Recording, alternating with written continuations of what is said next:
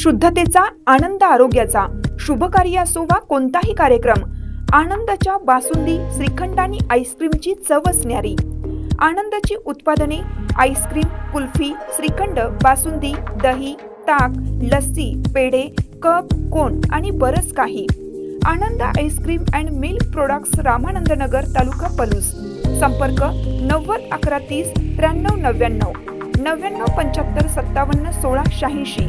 कराडसाठी 90 11 16 93 99.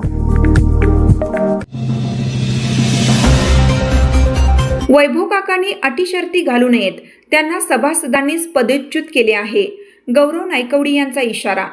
हुतात्मा साखर कारखान्याचे गेल्या 23 दिवसांपासून आंदोलन सुरू असतानाही वैभव काका यांना त्याची अजिबात पर्वा नाही. त्यामुळे आता सर्व सभासद आणि शेतकऱ्यांनीच त्यांना पदावरून काढून टाकले आहे. यापुढे त्यांनी आम्हाला कोणत्याही अटी किंवा शर्ती घालू नयेत असा थेट इशारा आंदोलक स्थळावरून गौरव नायकवडी यांनी वाळवा येथे बोलताना दिला. आंदोलनाच्या सद्यस्थितीवर भाष्य करताना गौरव नायकवडी म्हणाले की आंदोलनाच्या पहिल्या 2 दिवसातच वैभव काकांनी आंदोलकांशी चर्चा करायला हवी होती. त्यावेळी मेहुण्याचा राजीनामा दिला असता तर तडजोड शक्य होती, परंतु आता कोणतीही माघार घेतली जाणार नाही. कारखान्यातील सर्व अंतर्गत कामे आता सुरू झाली असून हे आंदोलन साखर कारखानदारीला नवी दिशा देणारे ठरेल. एकेकाळी ठेवीत असणारा हा कारखाना आता कर्जात लोटला गेला असला तरी येत्या 2 वर्षात पुन्हा चांगले दिवस आल्याशिवाय राहणार नाहीत असा विश्वास त्यांनी व्यक्त केला. याप्रसंगी केदार नायकवडी यांनी व्यवस्थापनावर गंभीर आरोप करत सांगितलं की साखर चोरीचा आरोप अहवालात सिद्ध झाला असून व्यवस्थापनाने दिलेल्या तडजोडीचा प्रस्ताव आम्हाला मान्य नाही. कोणत्याही कायदेशीर चौकशा आता थांबणार नाहीत. 22,000 क्विंटल साखरेची विक्री झाली असून त्याला ग्रेडप्रमाणे 3,920 आणि 3,830 रुपये प्रति क्विंटल दर मिळाला आहे. हुतात्मा बझारचा दोष दुरुस्तीचा अहवालही प्राप्त झाला आहे. साखर दुकान आणि पेट्रोल पंप हे संचालकांच्या परवानगीशिवाय सुरू असल्याची माहिती समोर आली असून हे सर्व विभाग लवकरच पुन्हा कारखान्याला जोडले जातील असंही त्यांनी स्पष्ट केलं. यावेळी मोठ्या संख्येने सभासद आणि शेतकरी उपस्थित होते. या नव्या भूमिकेमुळे हुतात्मा कारखान्यातील सत्ता संघर्ष आता अधिकच चिघळण्याची शक्यता निर्माण झाली आहे. वयस्कर माणसं, ज्येष्ठ माणसं, सगळी दादांच्या बायांच्या बरोबरची माणसं जर इथे येऊन बसतात तर ही गोष्ट किती सिरियस आहे. जुनी माणसं अशी रोज येऊन बसत नाहीत. बदल हवा आहे त्यांना म्हणून येऊन बसतात.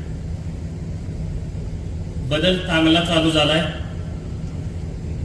आपण सगळ्यांनी त्यांच्या राजीनाम्याची वाट न बघता सर्व संचालकांनी आणि आम्ही सगळ्यांनीच त्यांना चेअरमन पदावरून काढून टाकलेलं आहे. तुम्ही त्या अशी आता आमचं म्हणणंच नाही. त्यामुळं अटी शर्ती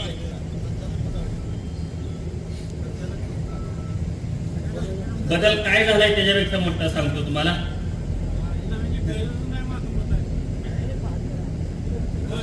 सुरुवात ही चांगल्या ह्यानं होत असते.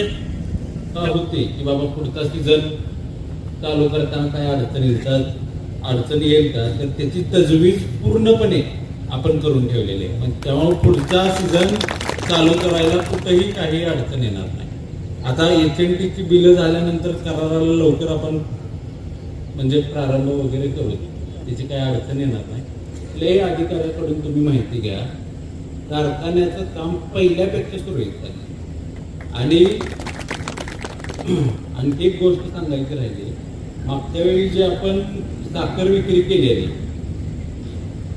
तुम्हाला माहिती आहे 22,000 टनाचा आपल्याला साखरेचा साठा या महिन्यात विकायला आलेला. तो साठा आपला कंप्लीट झाला. 100% आपण साखर विक्री केलेली आहे. आणि त्याचा रेट पण आपल्याला आता नाही, तो म्हणजे एकदम हायएस्ट रेटनं आपण साखर विक्री केलेली आहे. एकूण आता आजची साखर विक्री काल जी झाली सोमवारी ती 3920 आणि 3830 अशा 2 साखरेचे रेट मला मिळालेले आहेत. आणि त्या रेटनं आपण ती साखर ज्या त्या ग्रेडची विक्री केलेली आहे.